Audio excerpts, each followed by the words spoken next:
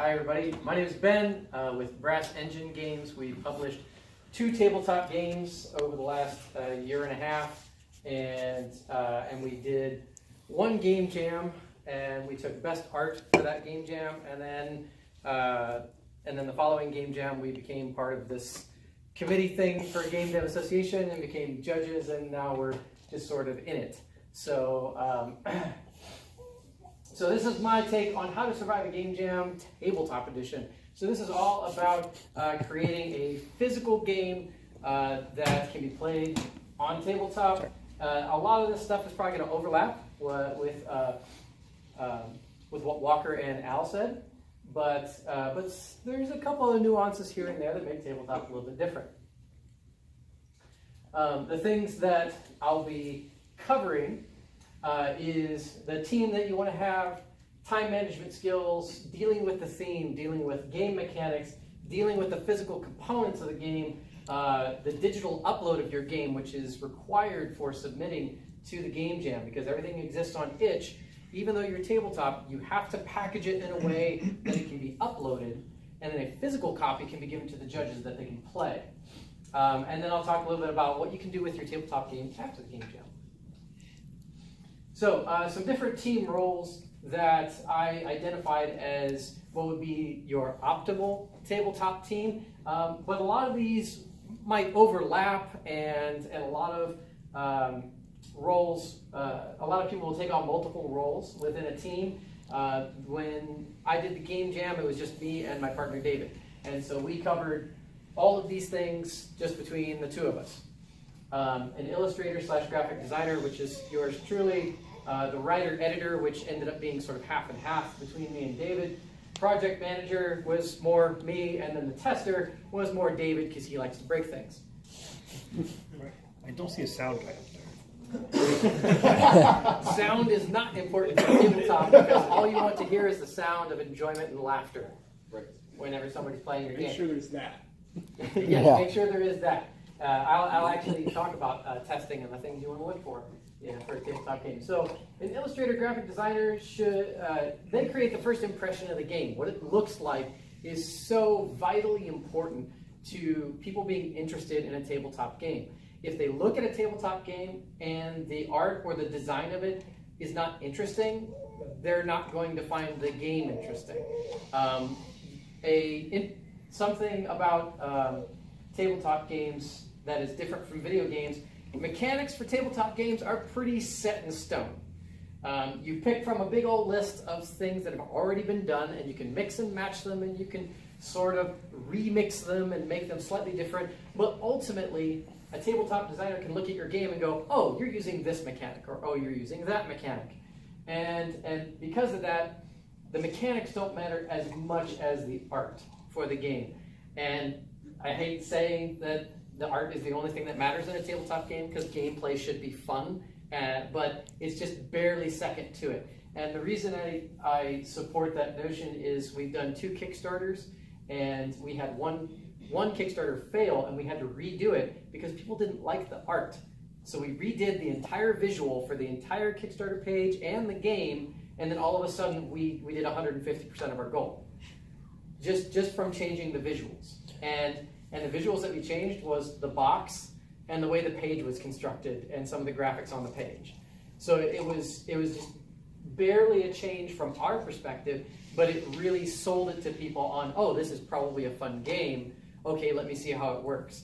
So the graphic designer has what I would argue the most important job. And I will throw the disclaimer out there, just like Walker and Al said. You can break any of these rules. These are just things that I've come up with and things that have worked for me as far as coming to a game jam and creating a tabletop game and publishing tabletop games via crowdfunding.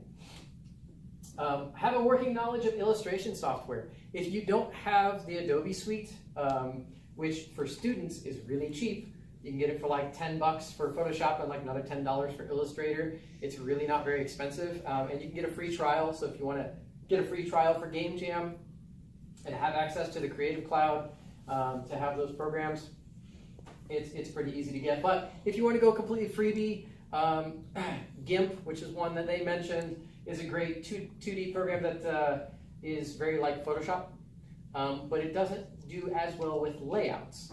And layouts would be more of the graphic designer side and not as much of the illustrator side. And for layouts, you're going to want something like Inkscape, which is a free program that is comparable to Illustrator, Inkscape. And it's a vector program so that you can lay things out and then you can export them to PDF and do all the things that you need to do to start digital and upload it digitally. Now, this is assuming that you're going to do things digitally. If you want to hand draw your stuff and you want to hand write the rules and you want to hand write the text on the cards or whatever physical components you have, you can totally do that. I don't recommend it, but you could do that if you wanted to. I find that digital is much easier for editing, for reprinting, and for getting it uploaded. But if you're going to do things by hand, you can scan it and then upload it and you're still fine. Creating layouts for illustrations and text where needed. Worked closely with mechanics to ensure graphics support how the game is played. So a lot of tabletop games end up relying on cards. It's one of the most commonly used physical components is cards. And the layout of the card is super important on how it supports the mechanics of the game. If it's a character and it has an attack and defense, where you put that, what color it is, how big it is, and what it looks like is very important. Just handing someone that card and them it sort of intuitively understanding this is attack and this is defense, and being able to name those things. Just like in a video game, if you're designing a video game, you want people to be able to pick up the controller and intuitively start to play without a lot of instruction. You want it to feel natural. And so having these layouts is really important on your physical components for people to understand what your game is just by looking at it. Packaging the assets into a printable and uploadable format is sort of at the end game. When it comes to Sunday, getting everything on PDFs so that it would be considered sort of a print and play is ideal, but if it's just all the files uploaded onto itch, then that's fine too, as long as your assets and your rules are on itch, then you have submitted your game. But the judges will need a physical copy to actually play the game and judge it. So packaging the assets digitally is just sort of a last thing. But it doesn't hurt to get it uploaded and get it on itch, because then you can share it with people and be like, hey, download my game and print it out. Tell me what you think. The designer definitely can be more than one person. In fact, both David and I are both designers, and so we sort of share that hive mind.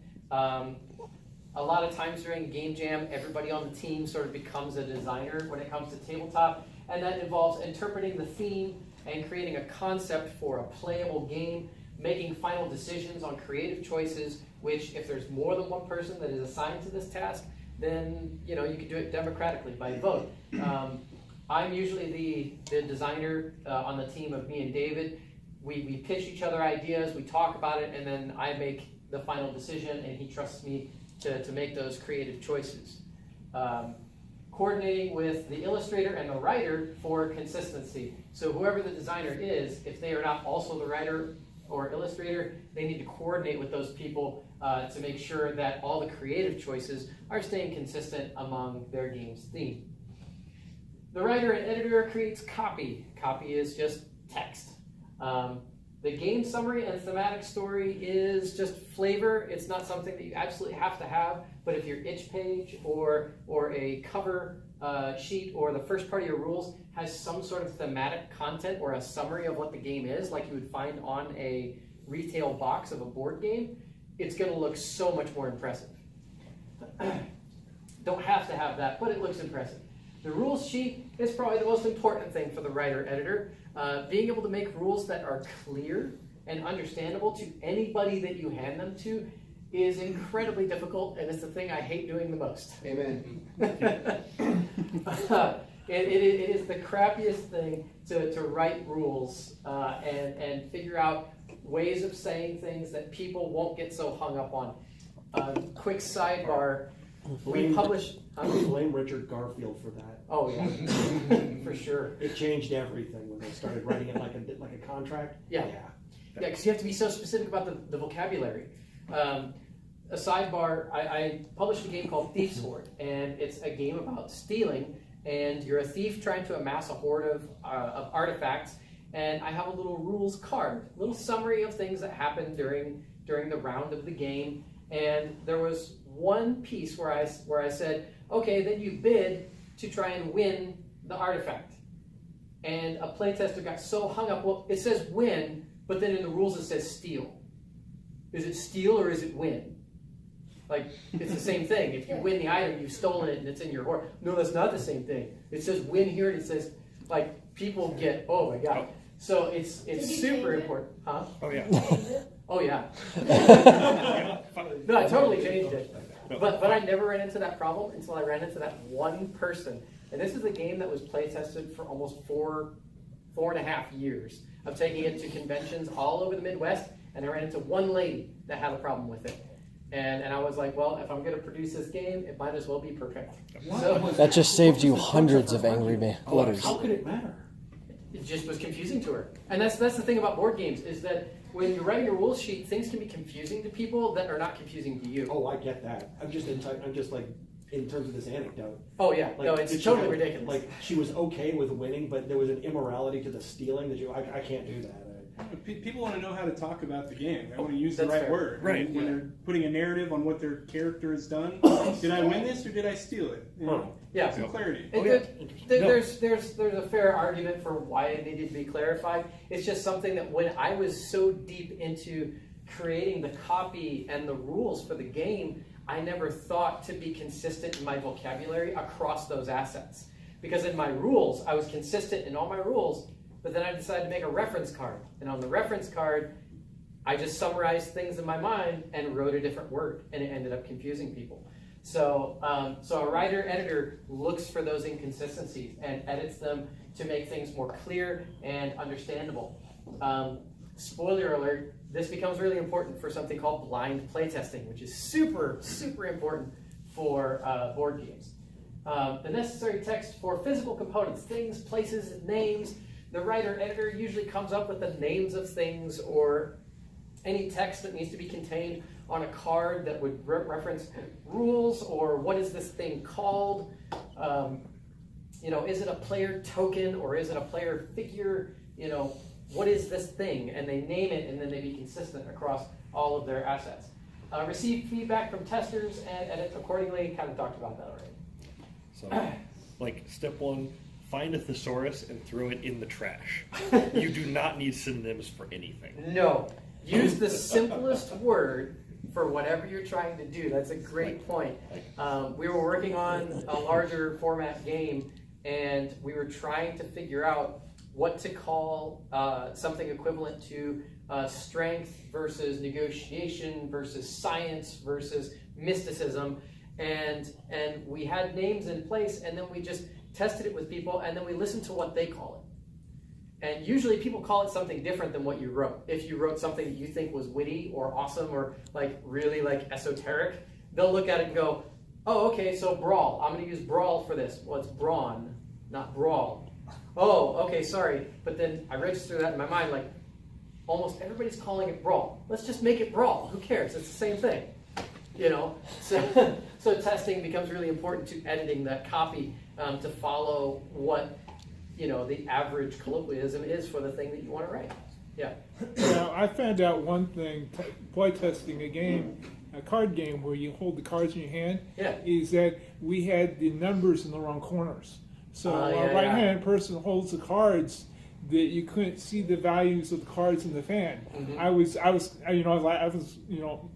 folding them the opposite way, but it wasn't something obvious to me until we put in some hands of some people and they pointed it out, and boop, that got reversed real quick. Yep, great point about layouts. When creating a card game, there's a reason that playing cards are designed the way they are. People are going to hold them like playing cards. So if there are important things, look at where playing cards put the important things on regular playing cards. Where are the symbols? Where are the numbers? And follow that more accordingly if you're going to be holding it in your hand. If it's going to be on a tableau, that's a little bit more up for interpretation. The project manager. This is the person that everybody hates on a tabletop team because they're the ones that keep you on schedule. I would highly recommend that you assign or voluntold someone that they need to do this. It's usually someone that's already doing other stuff, but they manage time and deadlines for the team. When does the concept need to be done and over with? When does a physical copy need to be ready for testing? When does it need to get uploaded to itch? And basically just blocking out your schedule and making sure that things stay relatively on time. Setting milestones and goals, so the project manager looks at the project overall and goes, okay, well, this is what we want to do, so here's how we get there. We go, here's step 1, step 2, step 3, step 4, and if we can't do this, we can cross that off, no big deal, but here's what we want to do, and they lay that out in nice, clear bullet points, and that keeps the team on track. Ensuring goals are met and ensuring the project is uploaded by the deadline. It's basically just, again, the person that everybody hates because they're the one nagging you to get your stuff done. Testers.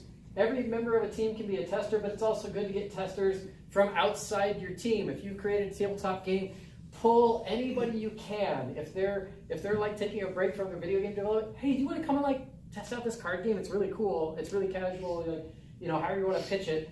Try to get people to come and play your game. If you want to invite friends or family to come to Game Jam just to play test your game, do that. Please bring them here. Have them sit at your table and play your game. Blind testing, I'm going to skip that middle one for now. Blind testing is the best for quality feedback. Blind testing means that you explain nothing. Yeah, it's scary. I know. Really? You explain nothing. What you do is you take the rules sheet that you worked so hard on, hand it to someone else, and go, please test my game. And then they read through the rules and they try to play it. That's how you get the highest quality feedback. It's not necessarily for them trying to break your game, but it gives you an opportunity to just observe. How do they interpret the rules? Did they miss something? Were they confused by something? Do they keep asking you for help about one particular thing? Having a blind test really helps you understand your game better than whenever you're just kind of in it. And I know how this is because you get tunnel vision when you're in design, and this can apply to video game developers too. You get tunnel vision and you see what you want, but it's impossible for you to see what other people perceive your game as. So it's really important to have those blind tests. I would also recommend for video game testers, just hand the controller to somebody and see if they can play it without you saying anything. And if you can do that and they enjoy it and they have quality feedback for you, it's awesome. And just to add to that, you won't be able to be in the room to explain to the judges how to play your game. So Right. This is incredibly important for that because they'll basically be doing exactly this. They'll get your instructions and they're just going to have to figure out how to play it. Right. If you are a tester, that's where this middle section comes in. If you are a tester, you should try to provide as quality feedback on the game as possible. So if you are testing your own game, try to go at it objectively, and if you can't do that, the thing that David and I do for our games is we will pick a strategy, something that we wouldn't do ever. And it would be something very extreme, like, well, I'm only going to do this one thing and try to win. Because I'm going to be that a-hole that does that one thing. Because in every tabletop game, there's that one guy that does the one thing that thinks that's going to make him win. And Here he is. And if you do that, you can find out, does it break your game? Does it make the game not enjoyable? We've gone through so many versions of our own games just on that alone. David and I would sit down and go, okay, I'm going to do this strategy. What strategy are you doing? Well, I was going to do this. Okay, let's play. And then we see what the outcome is. And if the outcome is less than ideal, then we figure out ways to circumvent that. And how do we fix that? How do we fix a player chasing the weakest link just constantly and earning all the points, right? In a PvP kind of situation. Or in a co-op game, how do you prevent one person from just always leading the team and just running away with the game with everybody else just sort of following along? These are problems that can come up during testing that you might want to solve. Providing quality feedback can also involve rules clarity, the integration of the theme, the art, and the enjoyment of the game. So So look at the rules. Are they clear? Look at the theme. Is it well integrated into the tabletop game, or does it just feel like it's tacked on? How is the art? And did you enjoy playing? During the game jam. These are things that you want to do during the game jam. A little bit of this is going to overlap, so it should start going a little faster. Time management, creating a schedule, 42 hours with a schedule. If you haven't noticed already, I'm an insanely organized person, and I like to have things all blocked out. So whenever I'm doing a competition, I have an Excel sheet with every hour accounted for and what I want to do. That's insane. You don't have to do that. I'm crazy enough to do that. But if you at least know like some block hours that you want to do particular things, or you can set goals by a certain hour that you want to have that accomplished, just so you can keep track, that's pretty good. An example schedule almost follows what Walker and Al were talking about. I didn't assign a number of hours to any of these things because it can be different among every group. But going through a conceptual brainstorm, like they talked about, just talk about the theme and try to find different things to do with it. Mechanics and physical component plans, graphic design and copy, printing multiple sets of the game. We printed 2 sets of Rock Bottom, our celebrities game, so that we would have one to give to the judges and one to keep out here for people to play. And it also allowed us to reprint them if necessary and be like, okay, this is version 1, version 2, which one plays better? Testing should be most of your time with a tabletop game. Final edits and uploading to itch.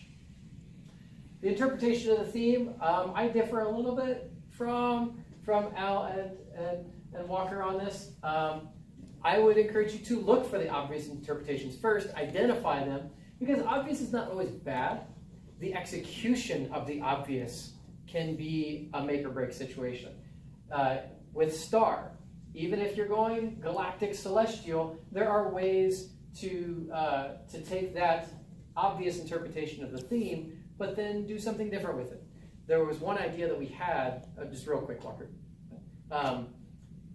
There was one idea that we had during Star. Instead of doing celebrities, we also thought about the celestial angle, but instead of physical stars, we thought astrology, what the destiny says about stars.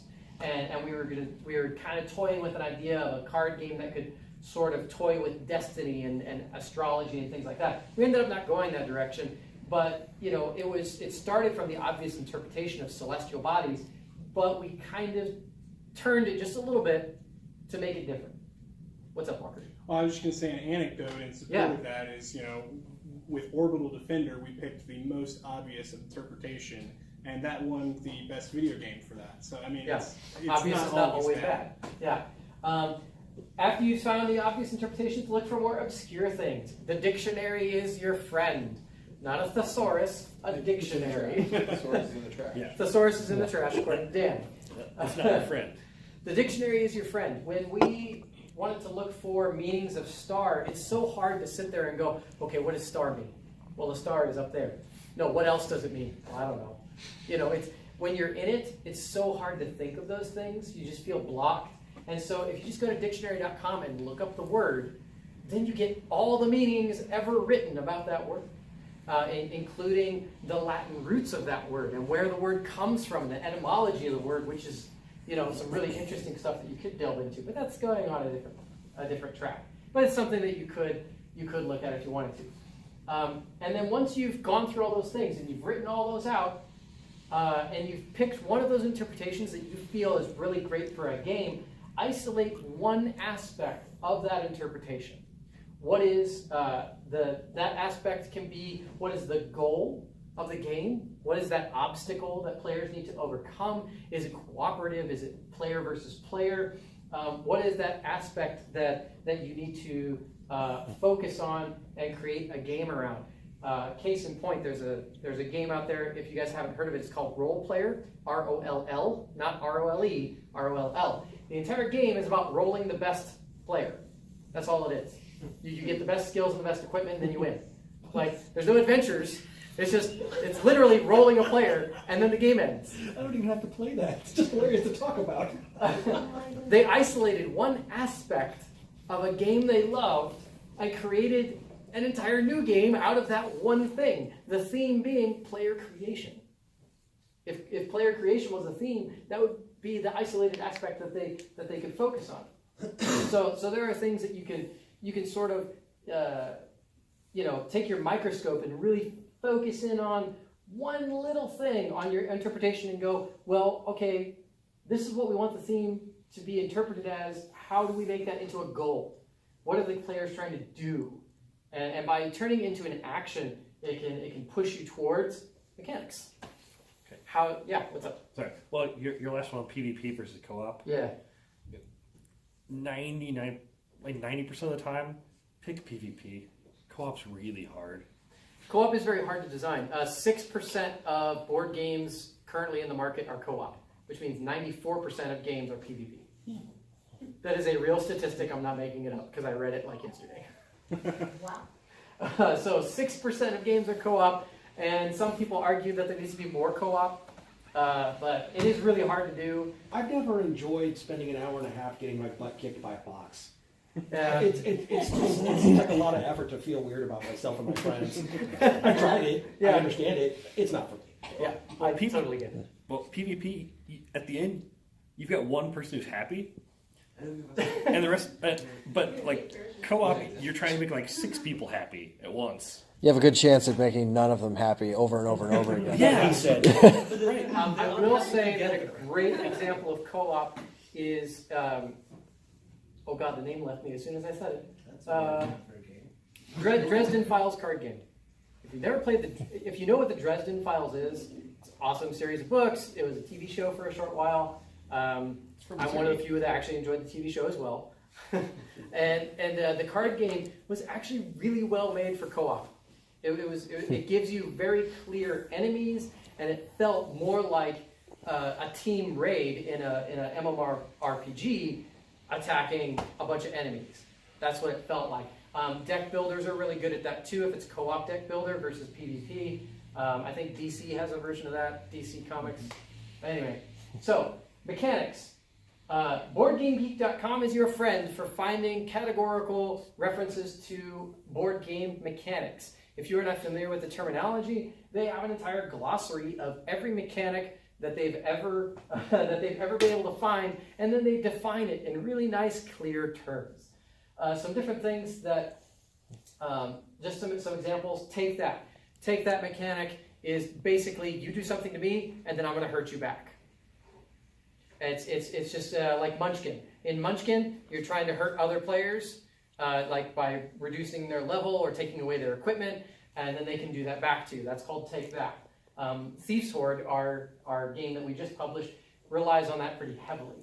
Roll and Write is not necessarily a new-ish thing, but I've seen some more recent games come out with it. Basically, it's roll dice, and then you write things down, and the game progresses in that manner. I don't know a whole lot about it. I just know that's what they do. Card drafting is the most common mechanic. It means that you draw a card, and then you add it to a tableau or hand. Most likely you're going to use card drafting for your tabletop game unless there are no cards. And then set collection is another really common mechanic for tabletop games. Being able to find matching things that fit together and then accruing that for points. Really easy mechanic. So find a mechanic or a set of mechanics that supports your theme and the goal of the game. How do you get to the end of the game using mechanics that make sense? Now, there can be an argument that you could take any mechanic, point to a random mechanic on the list, and then apply that to your game. And you could probably make it work. But does it fit really well? Does it jive? That's the part where it could be up for debate. We spent years trying to find the right mechanics for Thief's Horde to make it really feel like a stealing game. Like, really, really make you feel like you are a thief in sort of 1900s-ish feel, stealing these legendary and awesome artifacts from each other and from this museum. And we used a bidding mechanic, and we used a lot of take that mechanics. And the bidding mechanic is really what made it work. And we didn't have a bidding mechanic early on. Early on, we tried to do, just attack and defense. It was, oh, well, this item has security, and you need to outdo that security to steal it, and it was boring. It was boring as hell. When we brought in the bidding mechanic, suddenly everything was exciting. And people were like, I really feel like I'm stealing things. This is amazing.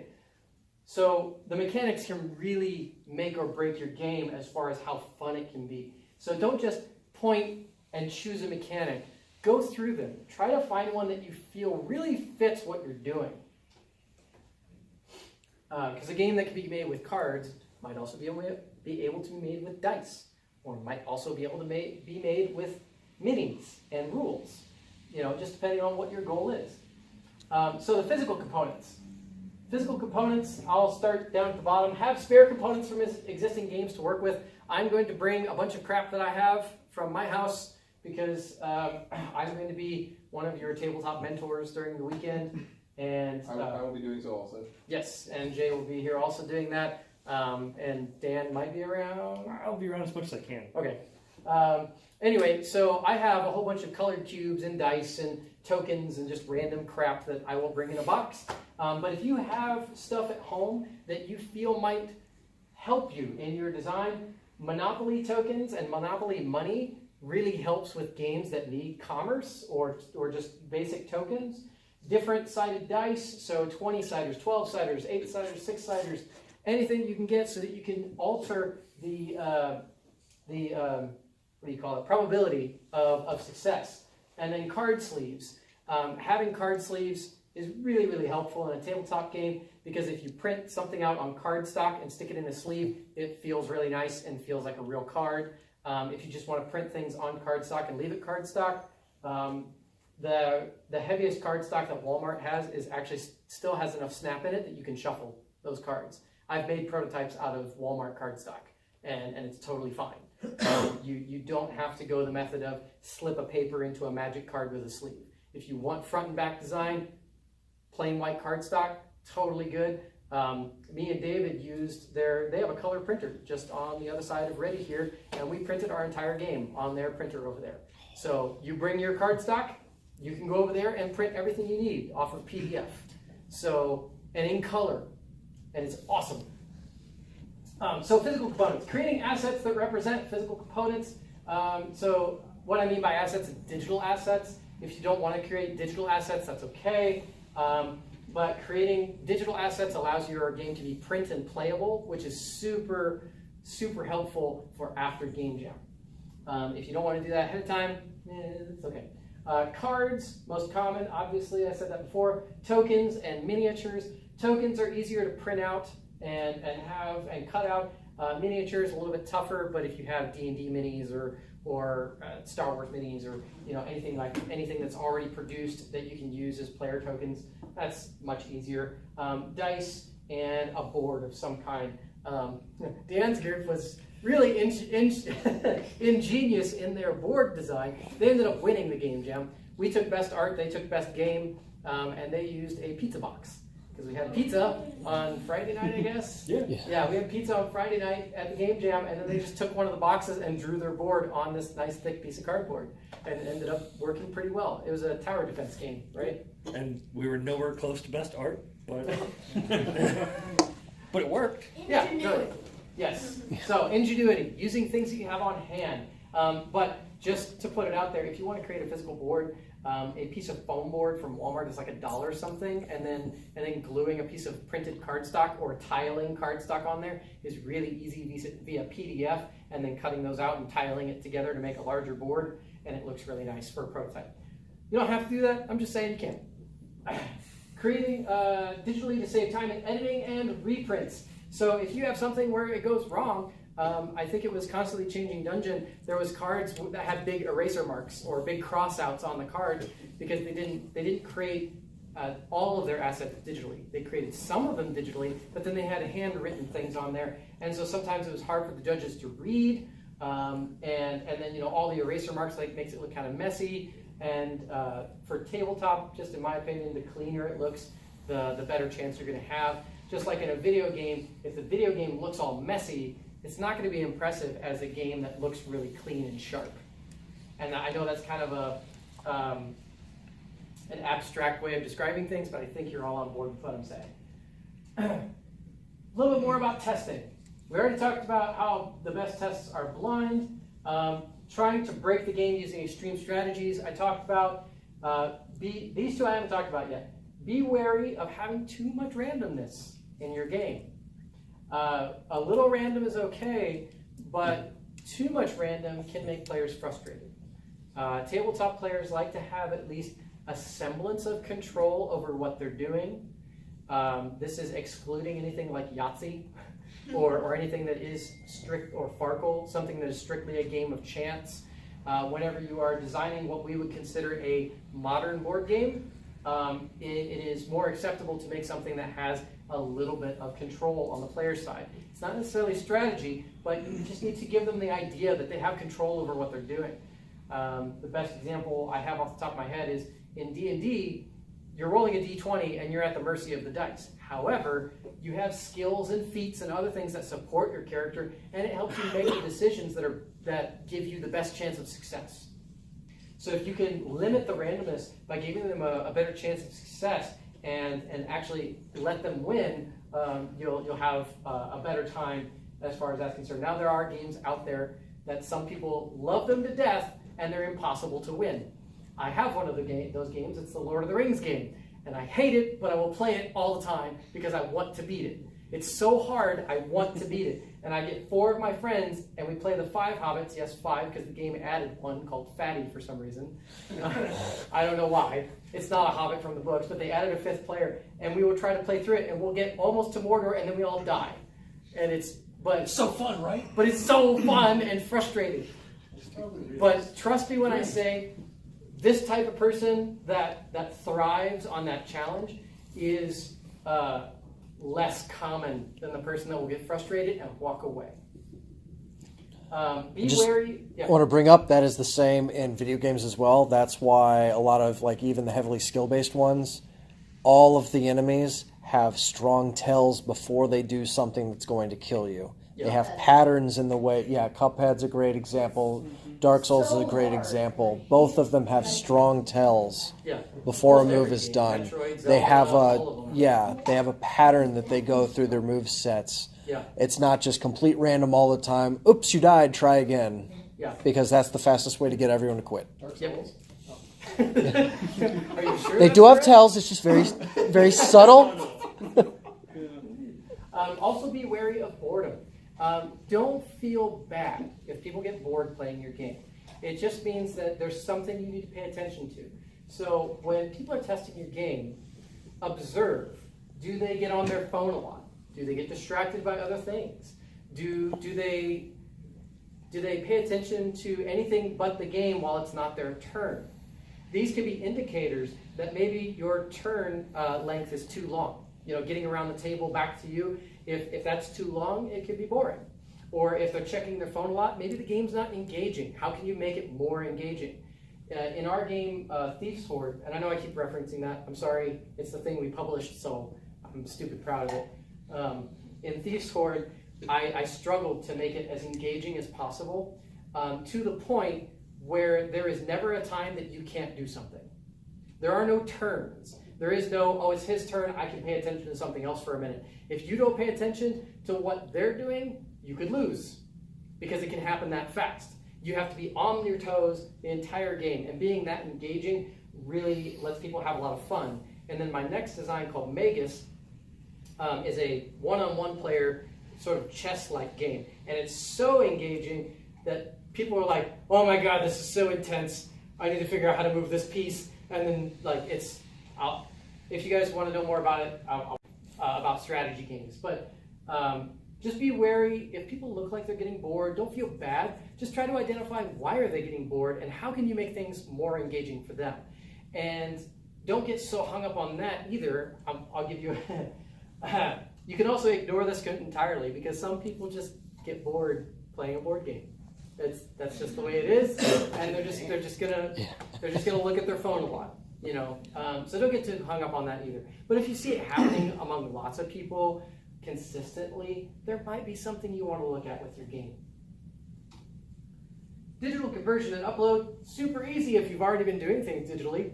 I brought my entire PC tower in here, just like all the video game designers, except I was the one guy that brought in a giant PC tower that can do video editing and could probably do all the video game stuff, without actually doing any video game stuff. All I did was have Illustrator open the entire time.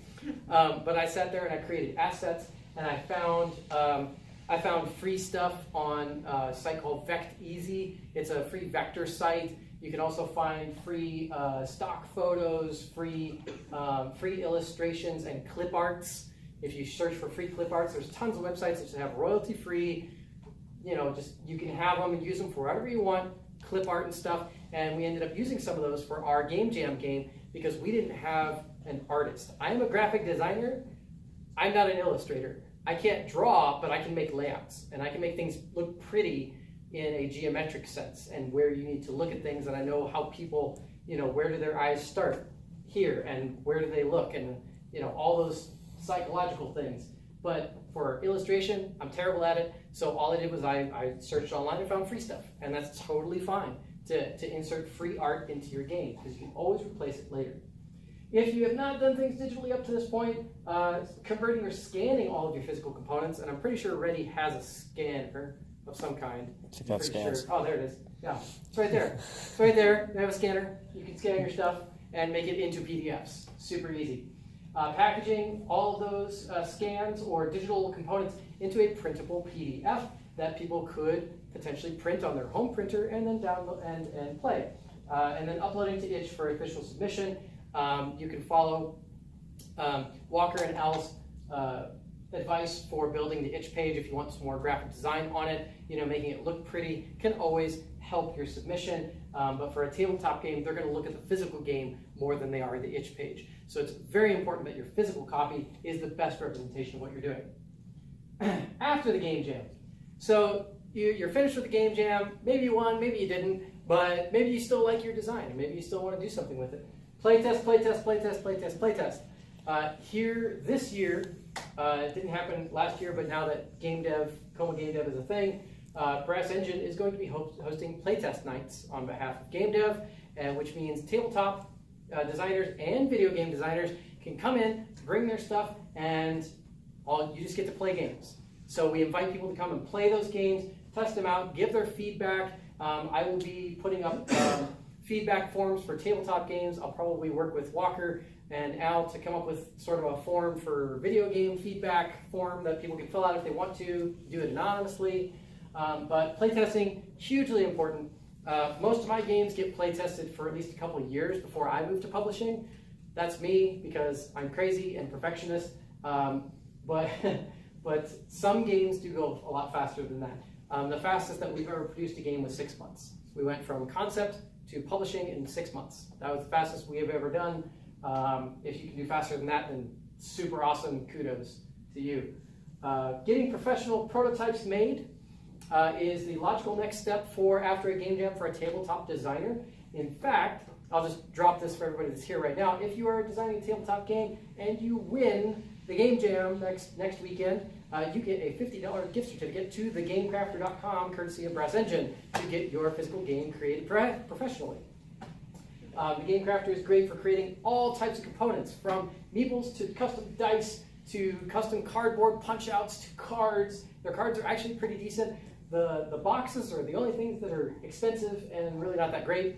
So if you don't need a box, I wouldn't go for one.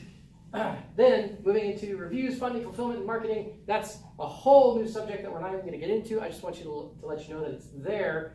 As far as the tabletop world, giving copies of your game to people who will review it and give you feedback on it that have any kind of influence, podcast, YouTube channel, things like that can be really helpful.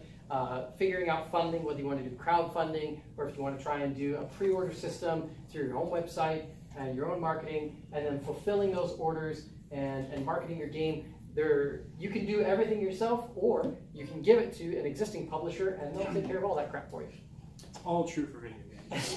And all that stuff would also be true for video games getting uploaded to Steam or up onto the Android or Apple Store. It's a little bit different process, but it's similar in its idea on how you're moving forward with things, redesigning, polishing, making it what you feel is its final version. Any questions on tabletop games during a game jam? How many tabletop games did we have last time? Two last time, 3 the time before that. Okay. Yep. Yeah. 2 games and 3 awards to split between them. Yeah. Yep. Yeah, and I think the time that me and David, There were 3 that time. there were 3 that time. Okay, I thought there were 4. Maybe 4. I think there were 4. Okay. Yeah. Yeah. So there's usually about 3 or 4 tabletop teams. If you're a video game designer and you can't find a team, but you came Friday night, you really want to do something, tabletop teams are always looking for people that just have different ideas of how to approach things. If you're a programmer, you can join a tabletop team and make a companion app for them. That would be super cool. You know, just a scoring app or something that you can put together based on their designs. So there's no reason why things can't coalesce. A tabletop designer, if you can't find a tabletop team to work with, you can find a video game team, and maybe you can help them with, you know, is this fun to play? You know, what kind of mechanics are being used here? You could be a really good tester if you're a tabletop player, or maybe, you know, all they have is programmers and artists, but they don't really know how to make a game, but a tabletop designer might know how to make a game. And I'm not generalizing that that's like a thing, I'm just hypothetically. Just cheat. Make a CCG in a game engine and then submit it to both. Hearthstone is one of the top selling games. We'll have to figure out if someone does that, what category it actually falls in, because that would be kind of cheap. Any questions? Hybrid category. Yeah. Right. Cool. Thanks, Dennis. All right. Good luck at the games. Thank you.